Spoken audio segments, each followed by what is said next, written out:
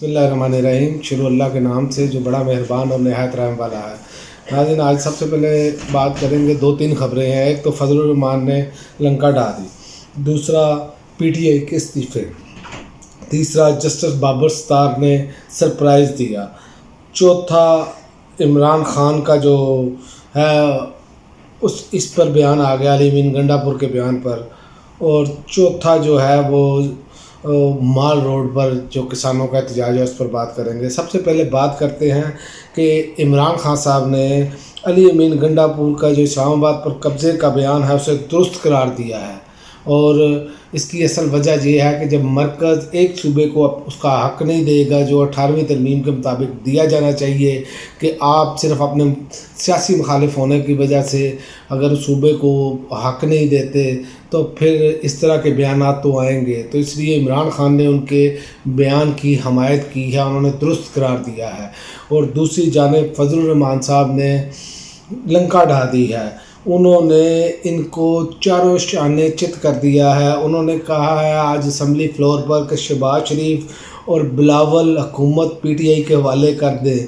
ज़्यादा सीटें पीटीआई को मिली हैं और मैंडेट भी पीटीआई का है, तो लिहाजा आप जो घुस बैठिए हैं, दूसरे लफ्ज़ों में ये उन्होंने नहीं कहा, ये मैं आप खुद बता रहा हूँ कि ये जो घुस बैठिए हैं और इक़्तिदार इंजॉय कर रहे हैं। और आपके सामने है ये सारा मामला कि जैसे इन्होंने डिप्टी स्पीकर इसहाक डार के भी सुन ले कि पहले वो इश्तिहारी थे, इश्तिहारी के बाद वो दोबारा सेनेट में आए, उनको तमाम मराद मिली, उसके बाद जनाब वो वज़ीर ख़जाना बने, उसके बाद इलेक्शन के बाद फिर उनको वज़ीर ख़ारजा बनाया गया और अब डिप्टी वज़ीर आज़म बनाया गया। ये तो इस तरह का सारा मामला जो है अपने घर की तरफ ये खींचते हैं और भरपूर इंजॉय करते हैं और अवाम का बुरकस निकाल रहे हैं। यही इनका वतीरा है। और फजलुर रहमान साहब इस हवाले से लाख उनसे इख्तिलाफ आप कर लें, उनको ये अंदाज़ा है कि ये ज़्यादा दिन नहीं चल पाएंगे। उसकी वजह ये है कि इनके पाँव के नीचे ज़मीन नहीं है, ये चोरी के मैंडेट पर बैठे हैं और फिर तमाम के तमाम ही चोरी के मैंडेट पर बैठी है इनकी लीडरशिप। इसलिए इनका जो जी का जाना जो है उसे कह लें कि ठहर गया है। और फजलुर रहमान साहब ने धांधली के ख़िलाफ़ जो है वो कराची और पेशावर में मिलियन मार्च का ऐलान भी कर दिया है। और हुकूमत इस टाइम बहुत परेशान है। पहले तो तहरीक इंसाफ ने तिगनी का नाच नचाया हुआ है और दूसरी जानिब मौलाना फजलुर रहमान साहब भी मैदान में आ गए हैं। और फजलुर रहमान साहब ने, चूँकि पीटीआई ने असेंबली में खड़े होकर कहा कि हमें जलसे की इजाज़त नहीं दी जाती, ना दी जा रही है, इस पर भी मौलाना फजलुर रहमान ने पीटीआई की हिमायत का ऐलान किया और उन्होंने कहा कि इनको जलसे की इजाज़त मिलनी चाहिए। तो अब ये हर तरफ से फंसते चले जा रहे हैं, मैशत में भी ये फंस चुके हैं, ये हर तरह से फंस चुके हैं। अब देखें ये कितने देर निकालते हैं, लेकिन ज़्यादा टाइम नहीं है। इसीलिए जो इमरान खान से मुज़ाकरात की बातें हो रही हैं कि इमरान खान से जो है वो इस्टेब्लिशमेंट के मामला ठीक ना हो, क्योंकि ये तो चाहते ही ये हैं। क्योंकि अगर इमरान खान के साथ अगर राब्ते होते हैं और इस्टेब्लिशमेंट अगर न्यूट्रल होती है तो इनके तो पल्ले ही कुछ नहीं है। ये तो आई फॉर्म 47 पे हैं, तो लिहाजा बात तो उन्हीं के साथ ही हो सकती है, इनके साथ तो नहीं हो सकती। ये तो इनके पास ना अवामी हमायत है और अब ये कोशिश भी कर रहे हैं मियाँ साहब जो है वो बयानिया बनाने की, एंटी इस्टेब्लिशमेंट, वो अब जिस तरह का मर्जी बयानिया बना लें। लेकिन याद रखें इमरान खान ने जो बयानिया बनाया है वो बिल्कुल लोगों के दिलों में घर कर चुका है। उसकी वजह यह है कि इमरान खान ने मुसलसल सख्तियों के साथ जेल भी काटी है और उनके वर्कर्स ने भी जेल काटी है। और आपके सामने है कि जो उनकी ख़वातीन हैं वो आज भी जेलों में उनको बार बार जिस्मानी रिमांड, लेकिन सलाम है उन ख़वातीन को कि आलिया हमज़ा कहती है जितने मर्ज़ी रिमांड दे लें, हम इमरान खान के साथ थे, साथ खड़े हैं और रहेंगे। तो ये वो ख़वातीन का जोश और वलवला है। और इसी तरह सनम जावेद भी, इसी तरह आप देख लें 70 साल की उम्र में डॉक्टर यास्मीन राशिद वो भी डट के खड़ी हैं। तो अब जो पीटीआई के लोगों के जो सिफारिशात आई हैं जिसमें उमर सरफराज चीमा है, मियां महमूद रशीद साहब हैं और नाम है, उन्होंने जो जेल के अंदर से सिफारिशात भेजी हैं, उन्होंने कहा सबसे पहले तो इमरान खान को रिहा किया जाए और PTI کا مینڈیٹ واپس دیا جائے، پھر مذاکرات ہونے چاہیے۔ ان کی یہ سفارشات میں سے 2 سفارشات میں آپ کو بتا رہا ہوں، تو ان کی یہ بالکل کلیئر سوچ ہے، اور زیادہ بات بھی انہی لوگوں کی مانی جائے گی جنہوں نے یہ سارا ظلم اور جبر ابھی تک سہ رہے ہیں۔ تو مین اب وہی لوگ ہیں، اور یقیناً عمران خان انہی کی بات سنیں گے، یہ انہی کی بات نہیں سنیں گے۔ ویسے تو عمران خان نے 3 رکنی کمیٹی جو ہے وہ بنائی ہے، جس میں علی امین گنڈا پور اور اپنا شبلی فراز اور عمر ایوب جو ہے، ان کے نام دیے ہیں کہ یہ مذاکرات کریں گے، جس کے ساتھ بھی کریں گے۔ اور جو استعفوں کی گونج ہے وہ بھی ہمارے سامنے ہے۔ چیئرمین سنی اتحاد کونسل کا PTI کو استعفے دینے کا مشورہ، اور بانی PTI کو انصاف نہ ملا تو اسمبلیوں میں نہیں بیٹھنا چاہیے، استعفے دے کر سڑکوں پر آئیں، اور سب سے پہلا شخص میں ہوں گا جو استعفیٰ دوں گا، یہ صاحبزادہ حامد رضا صاحب نے کہا ہے۔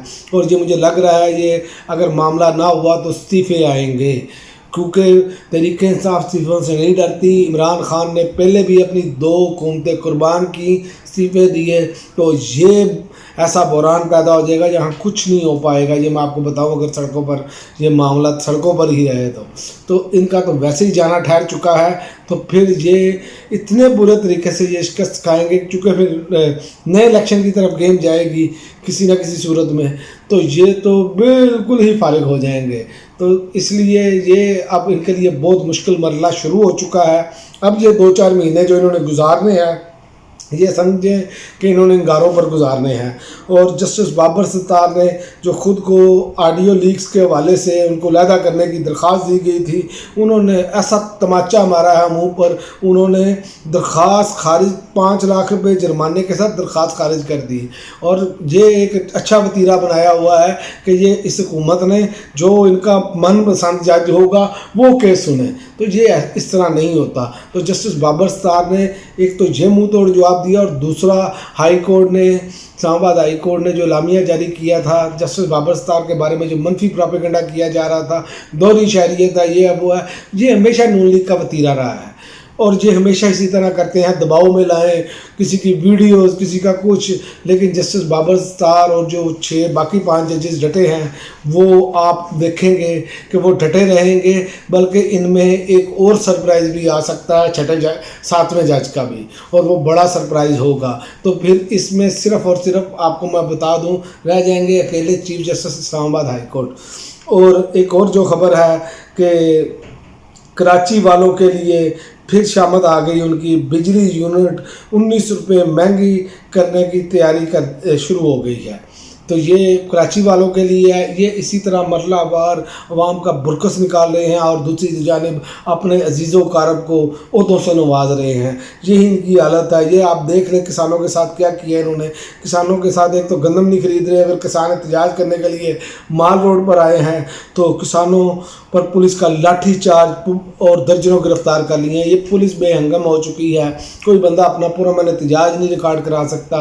تو ایسی لا قانونیت میں نہ آپ کے ہاں سرمایہ کاری آئے گی، نہ اگلا کام چلے گا، یہ سارے معاملات خراب ہوتے چلے جائیں گے۔ یہ لا لیس جو ہے یہ اسٹیٹ بنتی جا رہی ہے، اور پولیس کو چونکہ یہ اپنے مفادات کے لیے استعمال کرتے ہیں، اسی لیے اب معاملات جو ہیں وہ بیرونی سرمایہ کار نہیں آ رہے، اندرونی سرمایہ کار جہاں سے اپنا پیسہ باہر شفٹ کر کر جا رہے ہیں۔ اور آپ دیکھ لیں پچھلے 2 سالوں میں سب سے زیادہ پاکستانیوں نے دبئی میں اور بنگلہ دیش میں سرمایہ کاری کی ہے۔ یہی وجہ ہے، ان کی یہی کرتوت ہے کہ یہ پاکستانی عوام کو کچھ نہیں سمجھتے، کیونکہ یہ پاکستانی عوام کے ووٹوں سے نہیں آئے، چونکہ ان کو جو لے کر آئے ہیں انہوں نے سمجھا ہے کہ وہی لے کر آتے ہیں، اب وہی لائیں گے ہمیں پھر دوبارہ، تو اب وہ سارے مشکل میں پھنس گئے ہیں۔ کیونکہ پاکستان کا معیشت کا پہیہ چلے گا تو ملک چلے گا، تو پاکستان کی معیشت کا پہیہ اس وقت ہی چلے گا جب عوام اس کو چلائے گی، پاکستان کی عوام چلائے گی۔ تو پاکستان کی عوام کے بغیر پاکستان نہیں چل سکتا، چند لوگ نہیں چلا سکتے، یہ اب سمجھنا ان کے لیے ضروری ہے۔ اگر سمجھ جائیں گے تو ٹھیک ہے، ورنہ تو پھر سری لنکا والا ماڈل جو ہے وہ تو نظر آ رہا ہے، 5 سے 6 ماہ، زیادہ سے زیادہ 6 ماہ کے اندر وہ ماڈل لگ جانا ہے۔ پھر لوگوں نے انہیں سڑکوں پر جوتے مارتے ہوئے آپ کو نظر آئیں گے، کیونکہ لوگوں کی اب جو ہے برداشت وہ ختم ہو چکی ہے۔ ابھی ایک خبر گردش کر رہی ہے کہ ایک پولیس والے نے جو ہے اپنا ایک شخص کو مرغا بنایا اس کے بیٹے کے سامنے،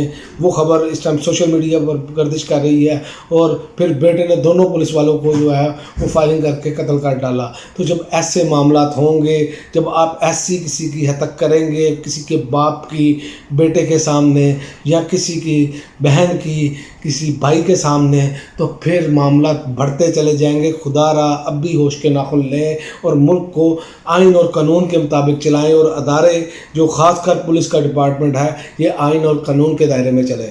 اب تک کے لیے ناظرین اتنا ہی، اجازت دیجیے، اللہ حافظ۔